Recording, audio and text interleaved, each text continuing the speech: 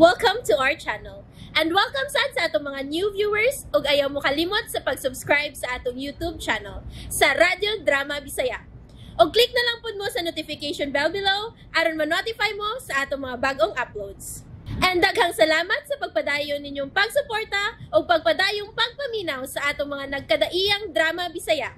Maong just chill and relax and enjoy the drama. Gituman ni Chito nga mag-taxi na lang si Wilma paingon sa ila. Dihang may nagsingabot nga taxi, gisinyasan niya kini ni Chito. Gipasakay si Wilma o gipatuon niya ang driver nga iyang Mrs. si Wilma. Hilo mga gibati og kapungot si Wilma o misakay na lang kini. Gitawgan na ni Chito ang ilang panimay ni Wilma og si Aling ang nakatubag. Gipugos niya pagpaatin og paarte si Day Wilma. Ay, maudi ay, nga dugay na uli. Sultihan ko siya, nga papahawaon ko ni Sir Beck. Huwaton ko nga mo awa.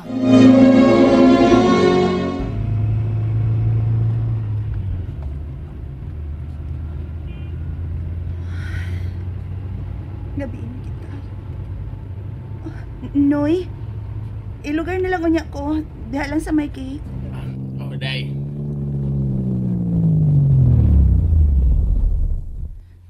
Pliti daan na lang ng sukli. Kadiyot lang ha manaog ko.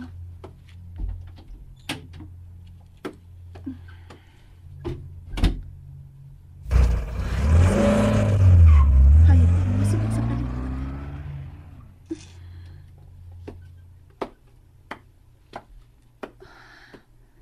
Natog na kitron labing siguro ang mga bata. Unsaon ko ka sila sa pagpasabot na nganong gapiin na kay kong nauli. Makita ko gikan din nga nagsige pa ang suga sa Teresa. Nagmatapagit karon sinangaling. Magdali ko. Ay, pastilan gabi na gayon. Lapas na sa as-12.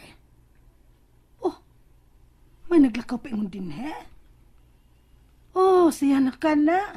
Sinday Wilma. Ay, niya na gayon. Pagngon ko na lamang ang mga suga din ni stress. Og manhaog ko, sugato na ko Sinday Wilma. Sorry nang aling. Nagabian ko. Mayong gabi iti ay nang. Bi isa day. Dali day sulod kasi ran ko pultahan. Ang mga bata. Ayun, sana gudrong urasa day. Ay, nangatulog na. Dugay sila nakatulog ganina. Kaya nagpaabot ni mo. Hangtod nga, nakatulog na lamang. Tana sa taas, day. Kutawi na ko kapi palihog nang. Light lang. O kanang init yun ang tubig, ha? Ay. May alingaw-ngaw yun ang bahos binog. Ikan ni mo, day. Si Alan man, nakaton nga nag-inom. Nang aling. Nanawag di ay ito si Strichito ganina. Nagpahibalo nga. Gipugos ka kuno niya pagdapit pag-attend o parte. Aron malingaw ka. Nya, saan naman nakainom ka? Mo ba? No, Devil ma. Kutawin ako kapi palihog nang. Aron nawa ang baho sa pino. Sige day. Kay una ka mo sulod sa kwarto. May isulti ko nimo. Unsa ka na nang aling? Magkutaw na ko kape. Giunan di og pahibaw ni Chito nga madugay ko uli. Og nagita pagpasangil nga mi-attend ko na ko party. Gidapit ko niya. Sa laing bahin. Maayo rasab nga iya katong gibuhat. Aron di mawa ang respeto niya nako. Jarag imuhag kape, day Wilma. Salamat na. Init ka ayon na. Salamat. Gusto gid ang timpla. Unsa tong kiingon mo nga isulti mo nako nang? Bahin pa sa mga bata. Nangita sila nako nga wa pa ko mauli.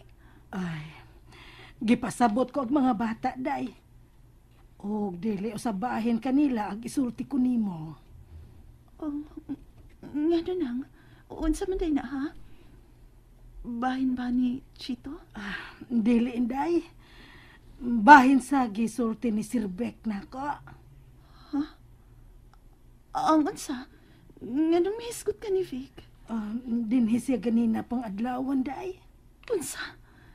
Mianhi si Victor? Oo. Miyanhi tungod sa mga bata. Nanawag man siya o si Reglina ag nakatubag. Kay atol man sad nga may gawas ko kay nagpalit kog uleng kay nangutaw man ko. Nganong nagpalit ka mag-uling nang? May electric iron man ta, di pa? Doon ka buog gani. Nagdaginot ko day. Dako bayat ag bayran ng skulinte. Mahimo raman og mag-uling naman ko god. Mas okay pa hinoon ug uling ang gamiton. Malangan ka na. Ug magkabuling pa unyang mga uniforme sa mga bata. Ay, ninghigayon na nga may problema ka day. Tinguha ko nga makatabang nimo. Nakasabot kay ko ba sa mga panghitabo ron nimo day Wilma? Mao nga mutabang ko magdaginot ta oy. Pero lain man kining akong isulti ron nimo day Wilma. Lain man kini. Mihiya ka na. Nangano? Sultihi ko ng aling. Unsa ka na ha? Sultihi ko.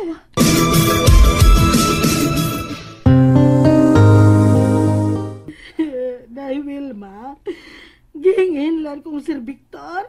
Papahuhaon ko ninhe. Unsa? O nga naman ko no ha?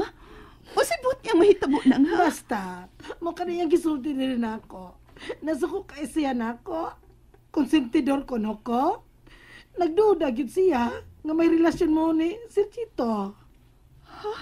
Gipanalipdan ti kaday. Nangatarungan ko niya nga dili tinuod ang gihag pagduda. Pero misamot ang gihag kasuko. Nang aling ayaw ko biyain nang. Ayaw tuhoy si Victor. Magunsa naman lang niya ko ang mga bata lang. Gipugnan sa ako sa mga bata, day. Nanghilak man ganit ang duha. Pero ang sao naman lang kung papahawaon gid ko. Sakit ba yan ni para na ako? Tawad kag-iisip ko naman ka mga ako kabanay. Pila nagko katuig. Pila katuig na ko nag-alagan ninyo din day. Buhi pa ang mga ginikanan ni mo. Ayaw magbiya nang. Dili na siya paminaon. Total, wala siya interes nga mo paulit din eh. Og naibaw na ko sa hinungdan sa wala niya pagpaulit na ang tungod kay may gikarelasyon siya. Og umaanak na ko no. Mo ni hinungdan nang og gikan karon di ko na ipamugos ang akong kaugalingon nga niya. Dahil ba, nagsulti sing daan sa mga bata. Nga human kuno sa iyag biyahe. Suod sa pila ka simana, mapauli naman kuno si Dine. Unsa? Og ipasabot ba niya nga piyaan niyang babae? Wala siya maghiskot ana day. Basta kay mao na lamang nagisulti ni Sir Victor. Mupauli na si Dinhe. Human sa iyag bagbiyahe sulod sa pila ka semana. Mao gayud ka na iyang gisulti ngadto sa mga bata day. Mao ba? Oo. Pues mahayo kun mao kana tungod og alang sa among mga anak. Tan-awon ta tinuod bang iyang gisulti. Paabuton ta kana ng aling. Pero tinhi ka lang nang. Di ko masugod na mabahawa ka. Og di siya makabuot paghingili nimo. Nagsilbi kag ikan pa sa akong mga ginikanan. Mao nga wa siya katungo sa pagpapahawa nimo ng aling. Kadlaw na lang. Dili ko makatawag. Nakainom man ako. Pero huwag mo kadot ang espiritu sa pino sa akong lawas.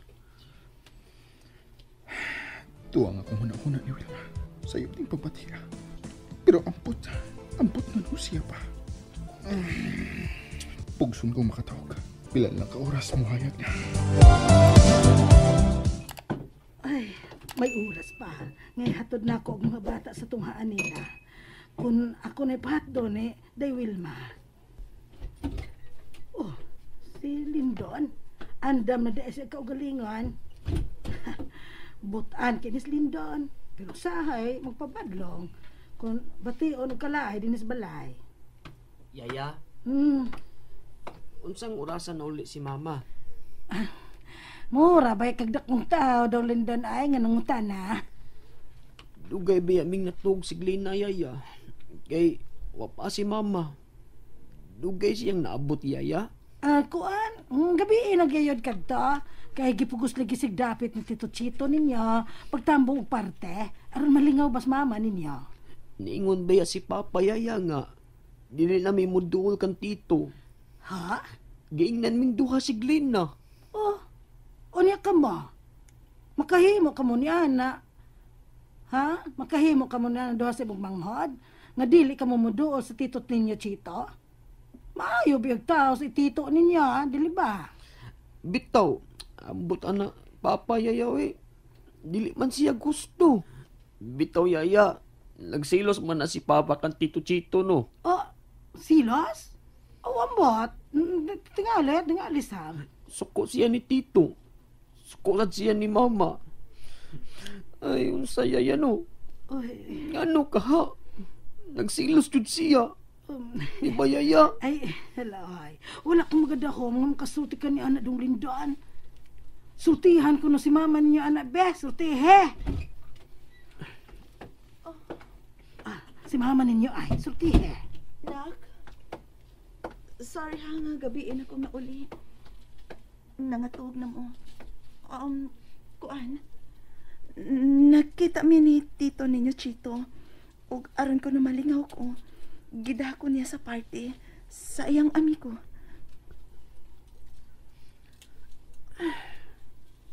Ma, giingnan ning Papa ni Glina nga. Dili na may muduol kan Tito Chito. Ug ingon pud siya nga human siyang biyahe. Ani na siya sa ato. And there you have it, everyone. Stay tuned sa atong next episode. Bye!